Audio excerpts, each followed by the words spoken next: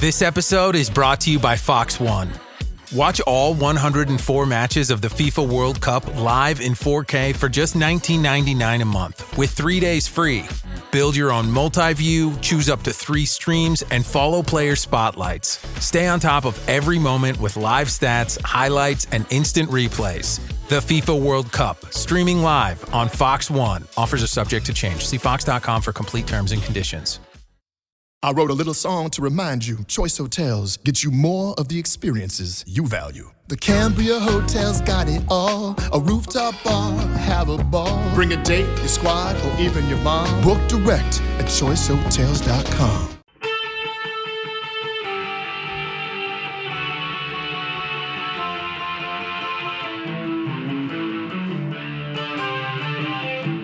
This is the Daily Blast from the New Republic, produced and presented by the DSR Network. I'm your host, Greg Sargent.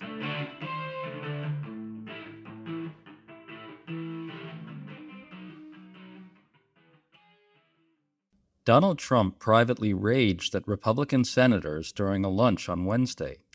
He declared he won't sign a bill reducing housing costs for the American people until Republicans end the filibuster and pass a vile piece of voter suppression legislation first.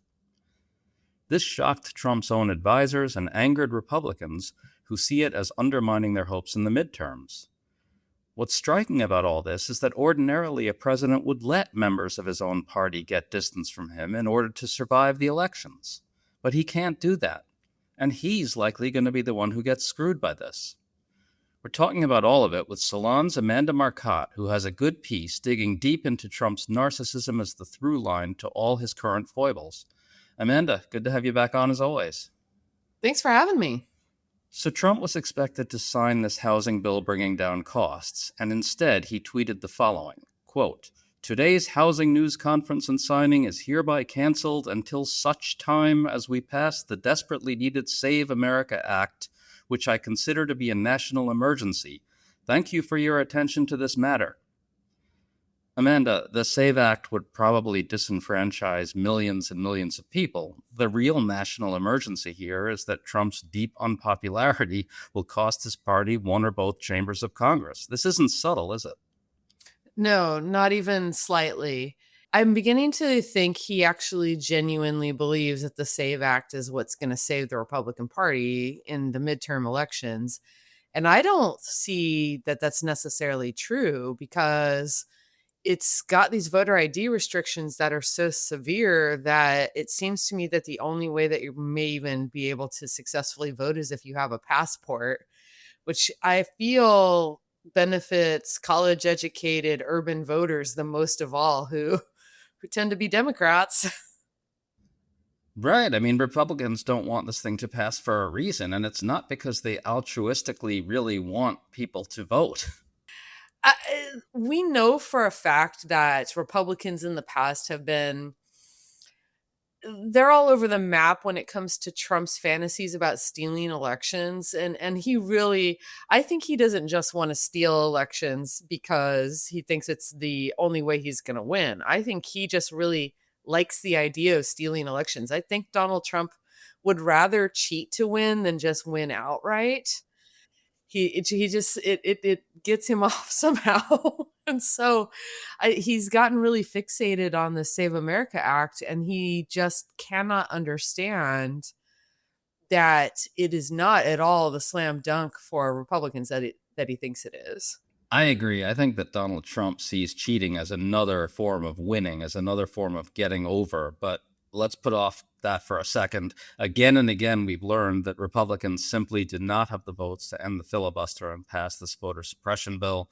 And yet, I want to highlight something from Punchbowl News reporter Andrew Desiderio. He reports that in this private meeting, Trump was in a sour mood throughout, and he again demanded that Republicans pass the so-called SAVE Act. And get this, according to this reporter, nobody pushed back. Amanda, just to reiterate, it's typical for presidents who are this unpopular to let members of his party get some distance from him, but Trump won't allow that because it would constitute an admission that he's unpopular, and that can't be allowed. And on top of that, these Republicans won't challenge him on this. What do you make of that? It's so ironic, isn't it? Right? He can't admit he's unpopular, but he's still pushing legislation that's premised on the idea that he's so unpopular that he can't win an election without it. But yes, I mean, I think it's sad at this point in time that Republicans are afraid of at least being singled out as being anti-Trump. They voted in the Senate to stop his powers to continue to fight the war in Iran, even though I think that's kind of toothless at this point. But they do resist him sometimes, but always with this sort of eyeball towards never catching his evil eye, never being seen by him or, the average Fox News viewer as resisting Donald Trump, because he still has this intense hold over the party, even as he's losing all of his power everywhere else in the American public. It's a really interesting dichotomy. And to go to your point, literally minutes before he tweeted this announcement that he won't sign the bill until Republicans press millions of votes, he tweeted this, quote, "My real poll numbers are the highest they have ever been. Thank you."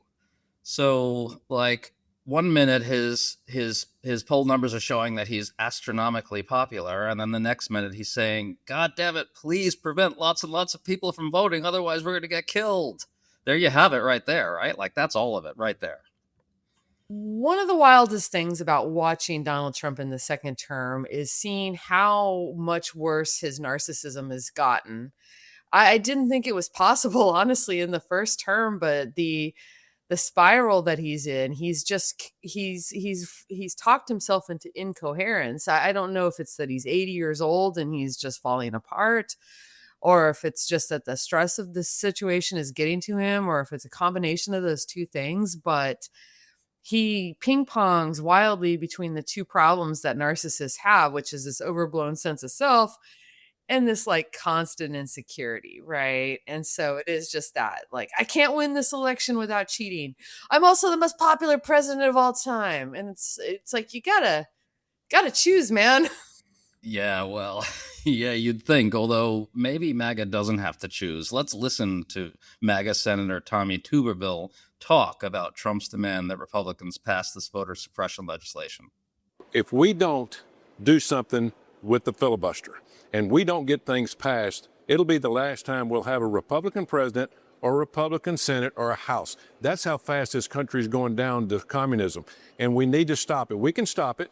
It's balls in our court. President Trump said that, balls in your court. I mean, there you have it, Amanda. Things are so bad that Republicans will never win an election again if they can't figure out how to prevent millions and millions of Americans from voting. Could that be clearer? This was a wild interview for a couple of reasons. One, like, the word communist is just like a blunt dog whistle to mean, not white conservatives, right? And he's talking about this, he's using the demographic change as this like hysteria point. So there's like genuinely white supremacy right there. It's right under the surface. And he would probably argue with me, but I think it's communists, really communists, They keep putting Zohran Mamdani's face up when they say the word communist. So we all know what's going on there. And the two, it's, if you are in a democratic system, and I know that Tommy Tuberville is not like the brightest of guys, but if you're in a democratic system and you can't win an election, too bad, so sad. Your job is to change your party so that you can win elections. And it's also delusional. I mean, unfortunately, Republicans they're the ones who have unfair advantage in our electoral system. They're the ones who can punch way above their weight, who often lose the popular vote and yet somehow still win elections because of our electoral college and Senate disproportionality and other problems like that. So this entire thing was just bonkers, but it goes to show that they're trying to whip the base into a state of hysteria over this. And you do have to wonder why, because it feels like it only is to please Trump, because the voters that Tommy Tuberville is speaking to are some of the people that would probably be disenfranchised. I'm white, working class, white suburban, white rural voters are not likely to have the level of ID that is required to vote under this system. Who has their birth certificate in their house? I do. But I'm a college educated urban voter, I'm the kind of person who has that ID. I'd hate to interrupt this thrilling podcast, but we have some exciting news at the DSR Network. Our Substack is now live. Our Substack is going to be the new home for free and paid content here at the DSR Network. The best way to support us over at our new Substack is by becoming a member. Right now, there's an early bird special until the end of the month where you'll get 30% off of a new subscription with no code required. To sign up for either a free or paid subscription to our Substack, you can go to dsrnetwork.substack.com. That's dsrnetwork.substack.com. We're super excited for our new Substack and for you to join us there. We have a lot of things coming that we're thrilled to share with you in the future. We appreciate your support and thank you for listening. Now back to the show. Meet Timothy. Because this is radio, you can't see Timothy. You can't see that Timothy has eczema. And you can't see that he's sliding down a slip and slide with his big brother. You see, Timothy's on Dupixent, dupilumab. It helps control his moderate to severe eczema when prescription topical therapies aren't enough. And because this is radio, you can't see Timothy's clearer skin or how he's itching less. But kids as young as 6 months can see for themselves how Dupixent helps heal their skin from within and get ahead of their eczema. And it's not a cream, steroid, or immunosuppressant. Severe allergic reactions, including skin reactions, can occur. Get help right away for face, mouth, tongue, or throat swelling, wheezing, or trouble breathing. Tell your doctor right away of new or worsening eye problems like eye pain or vision changes, skin symptoms, joint aches and pain, or a parasitic infection. Don't change or stop other treatments without talking to your doctor. Dupixent helps your child feel the heal. Ask your child's eczema specialist, visit Dupixent.com, or call 1-844-DUPIXENT. Need a laptop that's built to perform and designed to last all day? Select Windows 11 PCs starting at $499.99 are now at Best Buy. Learn more at bestbuy.com. Best Buy. Imagine that. I want to highlight a couple of other tidbits. The Post reports that this announcement surprised even Trump's own advisors who had spent the morning touting this legislation. And the Times reports that Republicans were shocked by this announcement, and even that they regard it as an effort to undermine their chances in the midterms. Senate Majority Leader John Thune appeared almost dazed, the Times says. I just want to reiterate, Republicans know that this is absolutely terrible for them, yet they still can't say it that way. They have to dance around the fact that this absolute madman is fucking them in every possible way he can. It really gets to the heart of a conflict he's having with the GOP during the midterms, which is they understand they can't steal this election. They understand that they have to win seats by appealing to voters and trying to get votes. And so the whole point of this housing bill was to try to address the affordability concerns that are motivating voters to turn against Republicans in this election. It's kind of very standard politics, right? And Donald Trump's attitude is like, why bother with all that stuff? I don't care about any of that. And he's almost mad at voters for making him have to care about their stupid, poor people concerns about affording housing and gasoline, right? And so he's just like, why don't we just steal it? Can we just please steal it? But they can't steal it. This bill is not a way to steal it. There's not a mechanism to steal it. And he just can't get past the idea that there's got to be a way to steal it. And we know that he thinks like this because this is what caused him to behave the way he did in the run up to the riot on January 6th. He just can't get it out of his head that there's got to be a cheat code. There is a I win button hidden somewhere. Right. I really like that idea that he just wants to cheat his way through rather than change the policies and change the approach. Because, again, I think that gets at the deep narcissism here, because doing that would be an admission that he's failed, and that isn't allowed. And yet at the same time, the need to cheat to win is also an admission that he's failed, but he's too narcissistic to admit that to himself. It's like there are so many layers of narcissism here, you can't even penetrate it. And that's sort of the nature of narcissism, right? It's like, it's like the turtles going on top of the turtles. It's just like a bottomless pit in essence, isn't it? Yeah, they get caught in these cycles of shame and bombast, right? And unfortunately for Republicans, he's caught them all up in it. But I think that it couldn't have happened to a more deserving group of people. They all actually, here's the thing, if they held hands and jumped together, they'd be fine. And in fact, in a sense, they're going to have to do that on the Save America Act. It'd be wild if they try to pass it just to placate him. But you can't, anybody who's ever dealt with a narcissist in real life knows that you can't just constantly placate them. You eventually have to give them the boot, or at least, set a strong boundary with them, because they will continue to do this stuff. And I don't know, these Republicans, they just can't do it because they know he'll single out anyone who turns against him. But again, the answer to that is, solidarity, not to sound like a leftist. Right. Yeah, exactly. Always to sound like a leftist, actually. Absolutely. Well, I just want to highlight how this is backfiring for Trump in every conceivable way. It shows the voters that Trump doesn't care about people's economic struggles, and that will drive down his approval, which is the coin of the realm in midterms. It prevents Republicans from getting distance from the unpopular president. And all of this makes it more likely, rather than less, that Trump and the GOP lose control of one or both chambers of Congress, which means investigations of Trump. His own narcissism is fucking him, basically. Every single time. I mean, it's just like the reflecting pool, right? He got it in his head that the way to prove his greatness was to fix this pool, and instead he made it much, much worse. And now he's panicking and denying what everyone can see, which is that he failed miserably. And we're getting a preview from that, what's going to happen after they lose the midterms, I suspect. Yes, that's going to be really interesting. So, Amanda, how do you see this playing out? I mean, I really hate to dismiss the possibility that they could pass the SAVE Act. Do you think it's possible? And if not, how do you see it unfolding? I agree. I don't want to dismiss the possibility, because the lengths that the GOP will go to placate Trump and his ridiculous ideas have been fairly bottomless, right?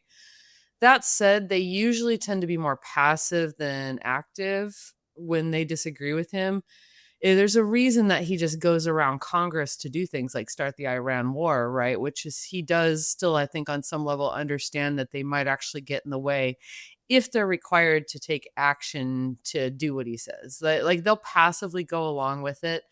But I imagine whipping the votes on this is going to be really hard when you're talking to congressional members who are like, look, dude, none of my voters have the level of ID that you expect.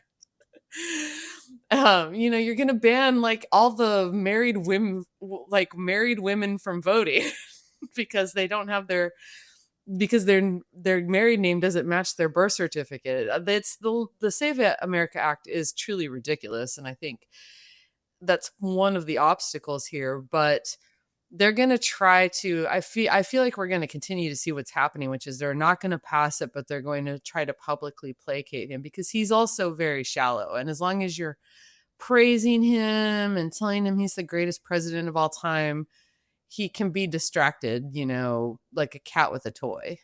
Yes, and that's the ultimate irony, is that if Trump gets his way, it backfires even more dramatically for him and the GOP than if he doesn't.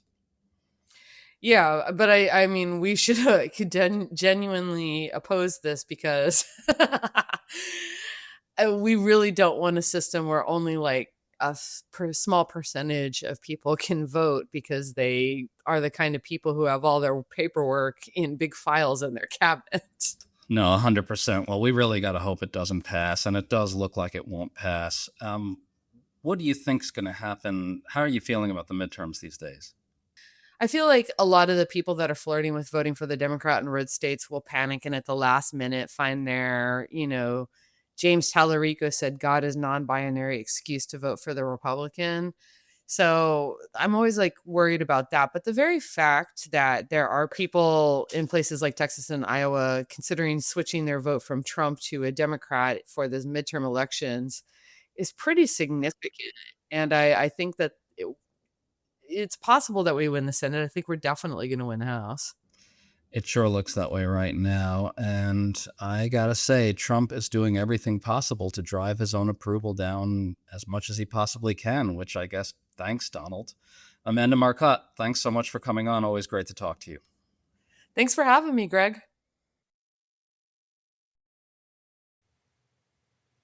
Hey there, I'm Travis Hoyam, one of the hosts of Motley Fool Hidden Gems Investing. Each weekday on Motley Fool Hidden Gems Investing, we talk through the business news you need to know and the stories moving stocks on Wall Street. On weekends, we game plan personal finance strategies and dive into the industries shaping tomorrow and host the experts, authors, and executives that understand them. Tune in for insights and a long-term perspective on investing and, of course, stock ideas, plenty of them. To quote a listener, it pays to listen. Check us out and subscribe wherever you listen to podcasts.